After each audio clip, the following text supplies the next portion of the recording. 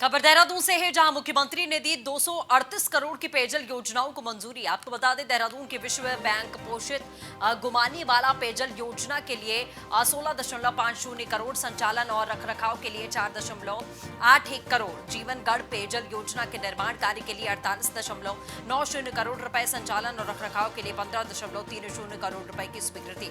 ऋषिकेश देहात पेयजल योजना के लिए निर्माण कार्यों के लिए 67.25 करोड़, संचालन का रखरखाव के लिए 15 करोड़, नथनपुर पेयजल योजना के निर्माण कार्यों के लिए 54.77 करोड़, संचालन और रखरखाव के लिए 15.85 करोड़ की राशि। मुख्यमंत्री ने कहा कि इन क्षेत्रों में लंबे समय से पेयजल समस्या के समाधान हेतु मांग उठाई गई। अब इन योजनाओं की स्वीकृति से इन क्षेत्रों में पर्याप्त पेयजल की आपूर्ति सुनिश्चित हो पाएगी।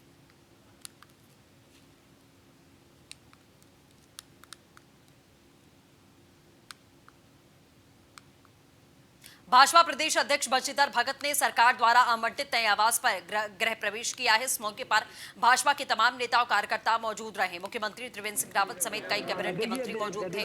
बंशीधर भगत ने हिंदू समाज की मान्यताओं के मुताबिक पूजा अर्चना की है। इस मौके पर भगत ने कहा कि अभी तक विधायक था तो विधायक आवास में ही काम चल जाता था, लेकिन जब से पार्टी का अध्यक्ष बना हूं तब से कार्यकर्ताओं का आना जाना ज्यादा रहता है, इसलिए छोटे से आवास में भीड़ हो जाती है।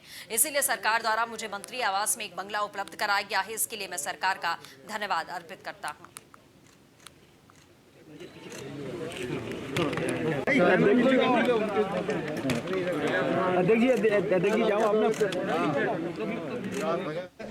प्रधानमंत्री जी ने इंफ्रास्ट्रक्चर डेवलपमेंट फंड जो 1 लाख करोड़ रुपया किया है, इसको लेकर के माननीय जो कृषि और सहकारिता मंत्री हैं भारत सरकार आदरणीय नरेंद्र सिंह तोमर जी ने राज्यों के मुख्यमंत्रियों से उसके बारे में जानकारी ली कि अभी जो स्ट्रक्चरल जो डेवलपमेंट होना है वो अभी कितना हुआ है, और आगे जो एफपीओ हैं हर ज़िले को 2-2 एफपीओ का टारगेट उन्होंने दिया।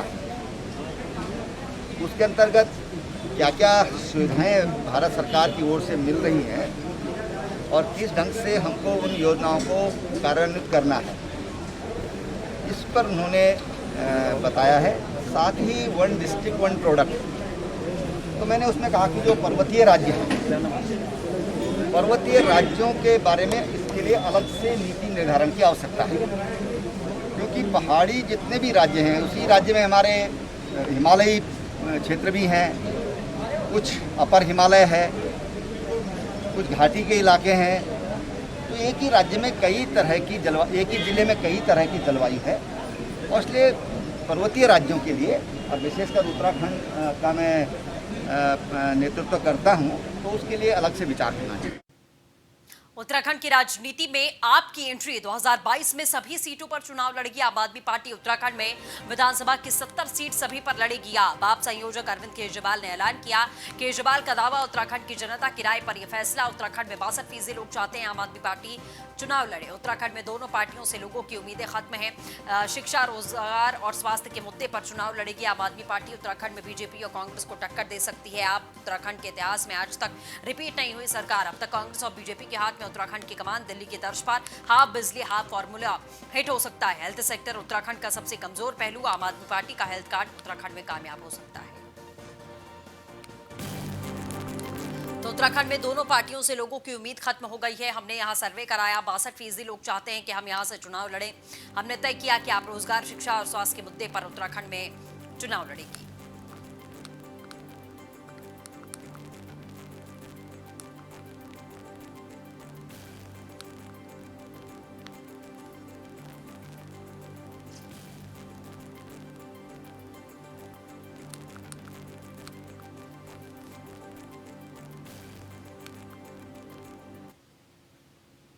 विधानसभा चुनाव 2022 में आम आदमी पार्टी राज्य में तीसरा विकल्प देने की तैयारी कर रही है। इसके लिए आम आदमी पार्टी ने उत्तराखंड में अपनी सक्रियता बढ़ाई है। आप सुप्रीमो अरविंद केजरीवाल में उत्तराखंड की सभी सीटों पर चुनाव लड़ने का ऐलान किया।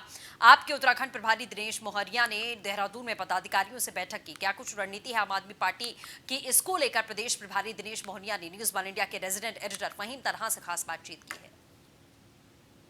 2022 का विधानसभा चुनाव उत्तराखंड में आम आदमी पार्टी लड़ने जा रही है। 70 की 70 सीटों पर प्रत्याशी खड़े करने की बात कही है मुख्यमंत्री अरविंद केजरीवाल दिल्ली ने, जो सुप्रीमो है आम आदमी पार्टी के।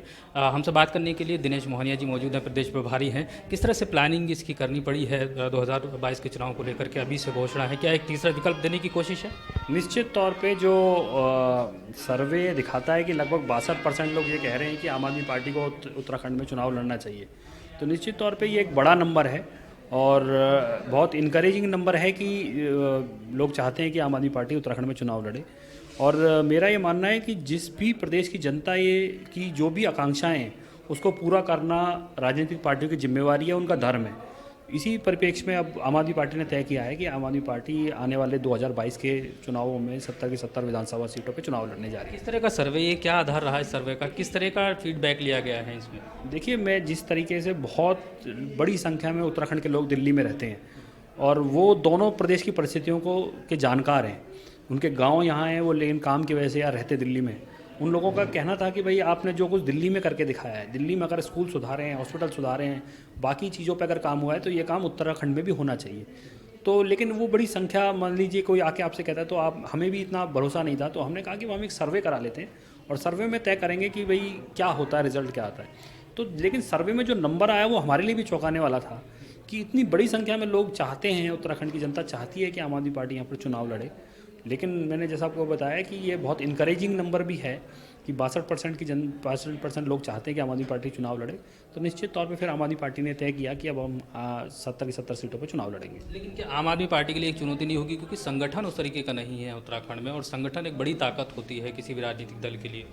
देखिए, मेरा ये मानना है कि जिस दिन देश की जनता या प्रदेश की जनता कुछ तय करती है, उस दिन संगठन, चेहरे, मंत्री, मुख्यमंत्री, सब चीज़ें छोटी हो जाती हैं। और जब किसी भी पार्टी के साथ भावनाएं जुड़ने लगती हैं तो संगठन भी बनते हैं, लोग भी आते हैं, चुनाव भी लड़े जाते हैं, संसाधन भी जुट जाते हैं। जिस फॉर्मूले के साथ हमने दिल्ली में चुनाव लड़ा है, उसी फॉर्मूले के साथ हम उत्तराखंड में भी चुनाव लड़ने वाले हैं। और हम ये कह रहे हैं कि उत्तराखंड में को बदलने की जिम्मेवारी केवल आम आदमी पार्टी की नहीं है। अगर आप चाहते हैं कि उत्तराखंड में कुछ बदलाव हो, उत्तराखंड में जो जिस चीज़ के लिए उत्तराखंड का निर्माण हुआ था, अगर वो सही मायनों में करना है तो फिर हर उत्तराखंड के नागरिक की जिम्मेवारी है कि वो आज आम आदमी पार्टी के साथ दे। न्यूज़ वन इंडिया से बात करने के लिए धन्यवाद। ये थे दिनेश मोहनिया जी, प्रभारी हैं आम आदमी पार्टी के उत्तराखंड।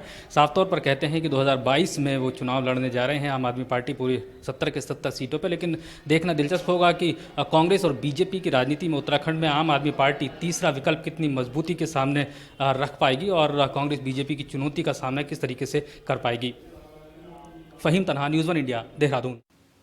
मसूरी में होमस्टे एसोसिएशन की ओर से मसूरी में होमस्टे संचालन को लेकर आ रही समस्याओं को लेकर बैठक की गई, जिनमें पर्यटन विभाग की ओर से होमस्टे के लाइसेंस को नवीनीकरण को लेकर पर्यटन विभाग की ओर से अपनाई जा रही कार्रवाई का कड़ा एतराज किया गया। होमस्टे संचालकों ने बताया कोरोना काल में मसूरी के सभी होमस्टे बंद पड़े हैं, ऐसे में होमस्टे संचालकों की ओर से होमस्टे का लाइसेंस नवीनीकरण नहीं किया जा सकता। उन्होंने कहा कि पर्यटन विभाग के अधिकारी होमस्टे के लाइसेंस का नवीनीकरण करने के लिए होमस्टे के सभी कागजात और नक्शे मांग रहे हैं, जो नियम के अनुसार गलत हैं।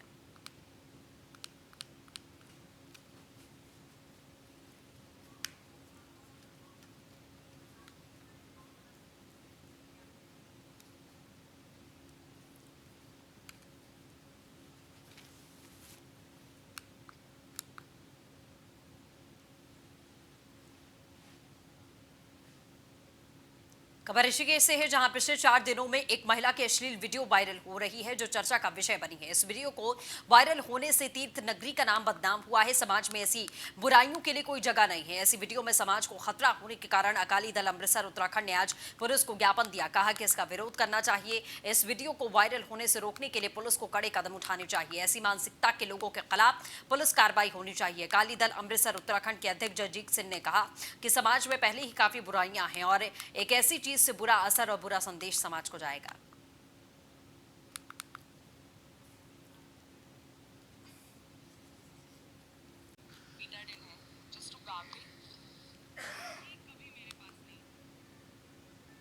हमने श्रोमणी अकाली दल अमृतसर उत्तराखंड की तरफ से थाने में एक ज्ञापन दिया है, जिसमें मांग की गई है भी कुछ लोग इस जो महिला कांड हुआ है उसमें गैंग रेप के जो दोषी हैं उनको लेकर या महिला को लेकर बड़ा सोशल मीडिया पे वीडियो वायरल कर रहे हैं। इसके कारण हमारी योग नगरी ऋषिकेश तीर्थ नगरी का जो माहौल है बहुत ख़राब होता जा रहा है इस वीडियो को वायरल करने से कई लोगों की मानसिक जो संतुलन है वो बिगड़ भी सकता है। सामाजिक तौर पे काफ़ी बुराई को ये लोग बढ़ावा दे रहे हैं। तो इसके लिए हमने मांग की है कि जो लोग ऐसा वीडियो वायरल कर रहे हैं उनके खिलाफ सख्ती से ज़रा पेश आया जाए और कानूनी कार्रवाई की जाए, संबंधित धाराओं में मुकदमे दर्ज किए जाए। हमने मामला हरिद्वार जिले के थाना भगवानपुर का है, जहां पिछले साल सचिन कुमार गोयल, जिसकी इलेक्ट्रिकल की दुकान भगवानपुर में बताई गई है, व्यापारियों और लोगों की कमेटी के करोड़ों रुपए लेकर फरार हो गया था। इस संबंध में कमेटी धारकों द्वारा भगवानपुर थाने में शिकायत दर्ज कराई गई, जिसके बाद पुलिस ने आरोपी को गिरफ्तार करके जेल रवाना किया।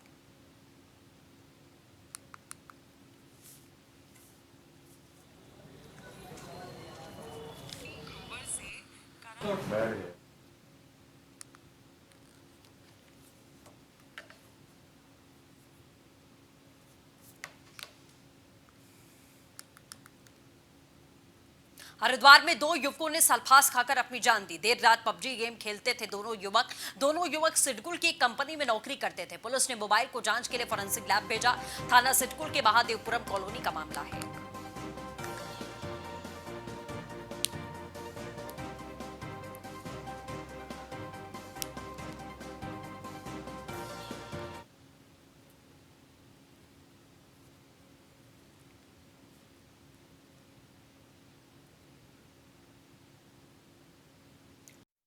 गदरपुर के सामुदायिक स्वास्थ्य केंद्र में देर रात आई एक गर्भवती महिला की डिलीवरी के बाद में डॉक्टरों के कोरोना वायरस की जांच करने पर पॉजिटिव आई।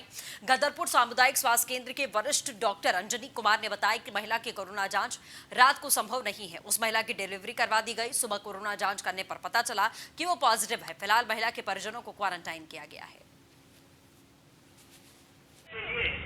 सामुदायिक स्वास्थ्य केंद्र गदरपुर में रात्रि करीब 12 बजे एक महिला प्रसव पीड़ा लेकर आई, जिसका महिला डॉक्टर द्वारा लगभग रात के 3 बजे प्रसव कराया गया। सुबह में उनकी रात में हो नहीं पा रही थी कोरोना की जांच। सुबह में उनका कोरोना की रैपिड टेस्ट किया गया, उसमें पॉजिटिव हो पाई गई महिला को आगे जिला अस्पताल के लिए संदर्भित कर दिया गया है। बाकी उसके कांटेक्ट में जो हमारी दाई थी, हमारी जो स्टाफ नर्स थी, लेडी डॉक्टर थे, सबको अभी होम क्वारंटाइन की सलाह दी गई है। रुद्रप्रयाग में एक विदेशी युवक और युवती लॉकडाउन से पहले से भारत में रह रहे हैं और इन दिनों वो केदार घाटी के पर्यटक स्थलों में घूमने आए हैं, लेकिन पैसे की कमी के चलते युवक युवती पैदल ही सफर कर रहे हैं। इस दौरान बांसवाड़ा में युवक और युवती रुक गए और जहां उन्होंने विवाह करने की इच्छा जाहिर की, लेकिन पैसे की कमी के चलते विवाह करने में आ रही परेशानियों से अवगत करवाया। कुछ स्थानीय लोग उनकी मदद के लिए आगे आए। कुटीर मंदिर में युवक और युवती का विवाह किया गया। दरअसल सीजल और मैरिक लॉकडाउन से पहले से भारत में रह रहे हैं। सीजल अमेरिका से हैं और मैरिक स्पेन से। इन दिनों वो केदार घाटी के पर्यटन स्थलों में घूमने निकले, लेकिन पैसे की कमी के चलते वो पैदल ही सफर कर रहे हैं।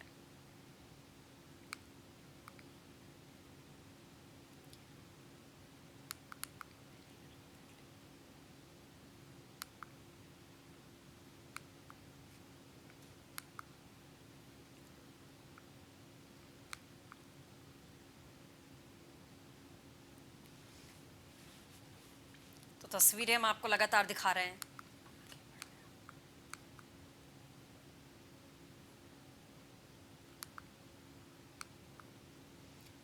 रुड़की के खुब्बनपुर गांव में हत्याकांड को पुलिस ने 24 घंटे में सुलझा लिया है। एसएसपी हरिद्वार ने मामले का खुलासा करते हुए बताया कि आरोपियों को गिरफ्तार किया गया है। साथ ही एसएसपी ने बताया कि मृतक की पत्नी ने ही अपने प्रेमी के साथ में मिलकर घटना को अंजाम दिया।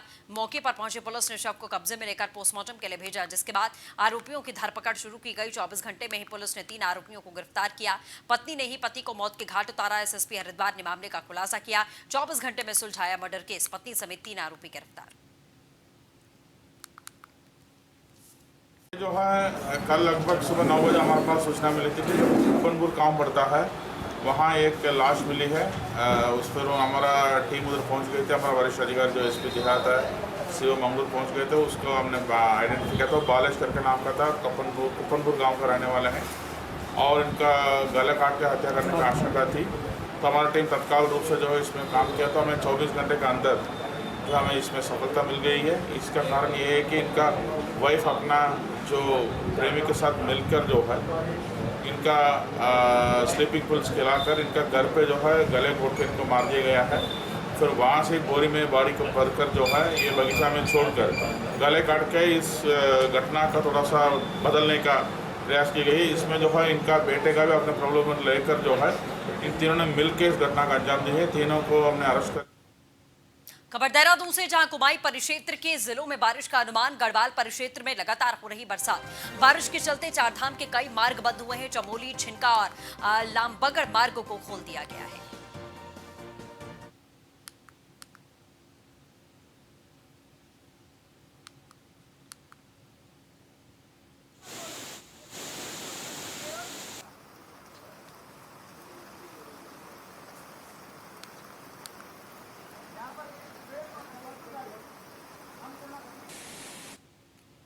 तो चारधाम मार्ग की स्थिति क्या है वो भी आपको विस्तार से बता देते हैं। बद्रीनाथ राजमार्ग टिहरी में तोता घाटी पर बंद है। केदारनाथ मार्ग रुद्रप्रयाग में जलेश्वर महादेव सीतापुर पार्किंग पर बंद किया गया है। यमुनोत्री मार्ग उत्तरकाशी में सिलाई बैंड पर बंद किया गया है। पिथौरागढ़ में तावा घाट पांगला, तावा घाट सोबला, जौलजीबी, मंसूरी बंद किया गया है। घाट पिथौरागढ़ मार्ग भी बाधित है। अल्मोड़ा में भद्रौज खान रामनगर मार्ग बंद पड़ा है। पौड़ी दुगड्डा कोटद्वार मार्ग NH 119 दुर्गा मंदिर के पास में बंद है। टिहरी कोडियाला से 1 किलोमीटर आगे व्यासी में मार्ग बंद है।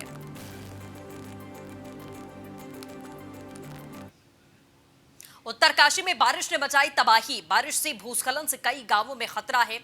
सरबडियार के पौटी गांव में फटा बादल। आपको बता दें, बादल फटने से 5 घरों को काफी नुकसान हुआ है। सरनौल, चपटी, बचान गांव में कृषि जमीन तबाह हो गई है। उत्तरकाशी के पुरैला विकास खंड के गांव में बादल फटने से 5 घरों को नुकसान। मामले में डीएम मयूर दीक्षित ने कहा अभी इसकी जानकारी जुटाई जा रही है। इधर उप जिलाधिकारी पुरौला सोहन सिंह ने बताया कि सरबटियार क्षेत्र से मैसेज मिला है कि गांव में राष्ट्रीय आदि से भारी भूकंप आया है। भूस्खलन होने की सूचना है।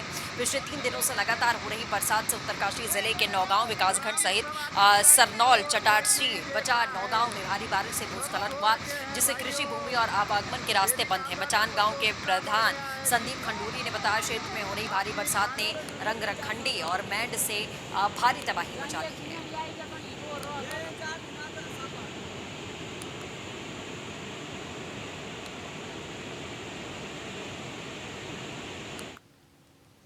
मौसम विभाग की ओर से पौड़ी जिले में भारी बारिश का अलर्ट जारी किया गया है। एसडीआरएफ सतर्क हो चुकी है। जिले के वरिष्ठ पुलिस अधीक्षक पी रेणुका ने सभी थाना प्रभारियों को बिगड़ते मौसम पर अलर्ट रहने का निर्देश दिया। जिले में बीती रात से हो रही बरसात से जिले की 6 ग्रामीण सड़कें प्रभावित हैं, जबकि अलकनंदा नदी भी अपने रौद्र रूप में आ चुकी है। अलकनंदा खतरे के निशान से महज 1.5 मीटर नीचे बह रही है। तेज बरसात होने पर नदी में उफान आ सकता है। जिले के अन्य नदी नाले बारिश के चलते उफान पर हैं। ऐसे में किसी आपदा के घटित होने पर राहत उपकरणों के साथ एसडीआरएफ की टीम को रेस्क्यू करने के लिए कहा गया। बीते दिन में 80 mm की बारिश धुमाकोट क्षेत्र में दर्ज हुई। हालात बेकाबू रहे। पौड़ी में 40 mm, यमकेश्वर में 38 और कोटद्वार में 37 mm की बरसात बीते दिन दर्ज की गई।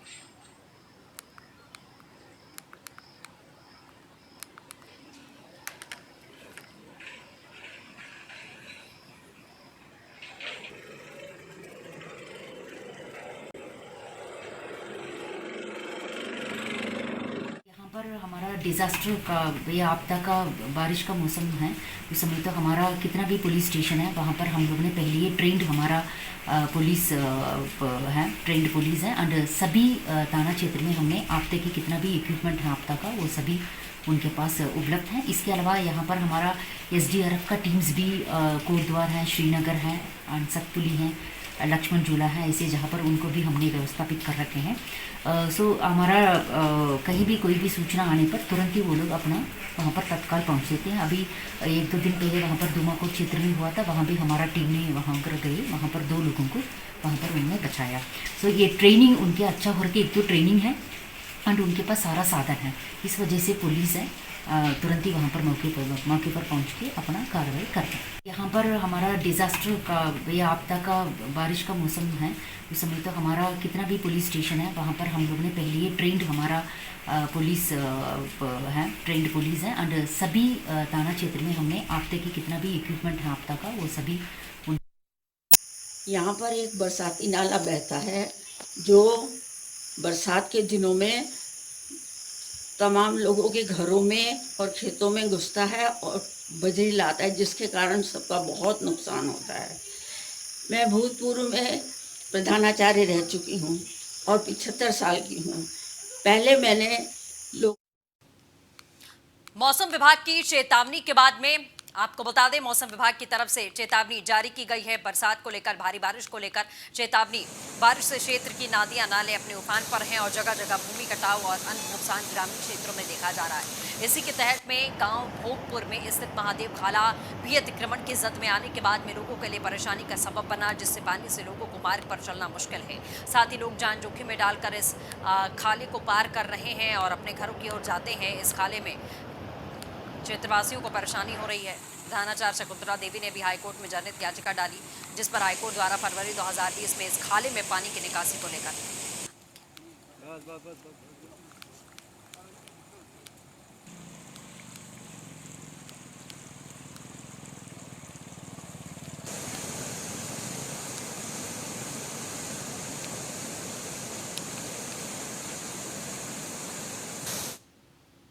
केदारनाथ यात्रा पड़ाव केदार घाटी में लगातार बरसात जारी है। बारिश के कारण 2 दिनों में केदारनाथ धाम की यात्रा ठप पड़ी है। गौरीकुंड केदारनाथ 18 किलोमीटर पैदल मार्ग में चिरवासा नामक स्थान पर मलबा आने से मार्ग बंद है, जबकि केदारनाथ हाईवे सोनप्रयाग से गौरीकुंड तक जगह जगह बाधित है। गौरीकुंड के निकट हाईवे पर एक बहुत बड़ा हिस्सा धंसा है। केदारनाथ यात्रा में अहम पड़ाव गौरीकुंड में 4 दिनों से दूरसंचार सेवा के साथ बिजली बाधित है। ऐसे में तीर्थयात्रियों और स्थानीय लोगों को भारी दिक्कतों का सामना करना पड़ रहा है, जबकि दूरसंचार सेवा न होने के संपर्क साधने के लिए 5 किलोमीटर की पैदल दूरी नापकर सोनप्रयाग आना पड़ता है। पुलिस अधीक्षक नवनीत सिंह ने कहा, गौरीकुंड केदारनाथ 18 किलोमीटर पैदल मार्ग के बीच में चिरवासा नामक स्थान में मलबा आने से रास्ता बंद। ऐसे में सोनप्रयाग में 150 के करीब तीर्थयात्रियों को रोका गया।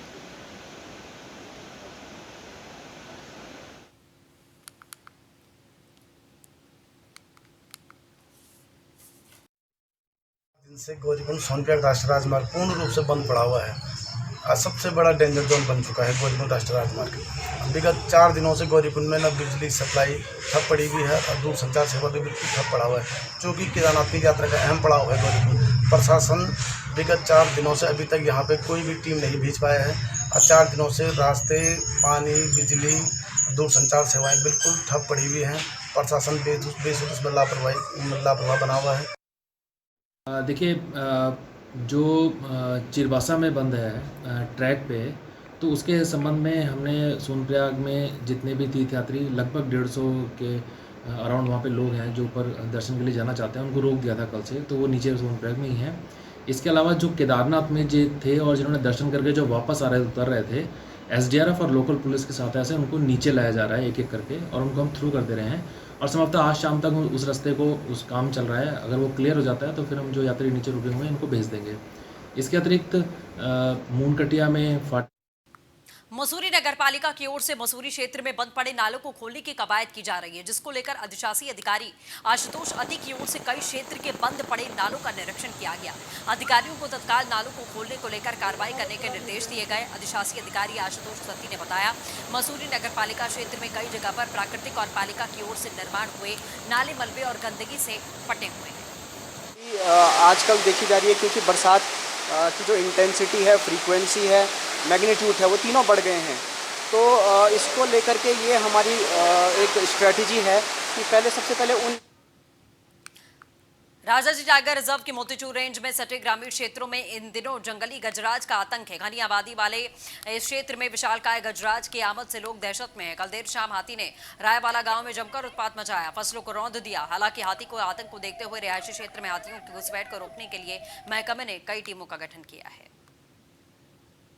ये वर्तमान समय में जो हमारे निकटवर्ती वनों के नज़दीक के जो गांव हैं, वहाँ पर इस समय धान की जैसे फसल है, तो हाथी अक्सर इसमें झुंड में हाथी इस समय नहीं है।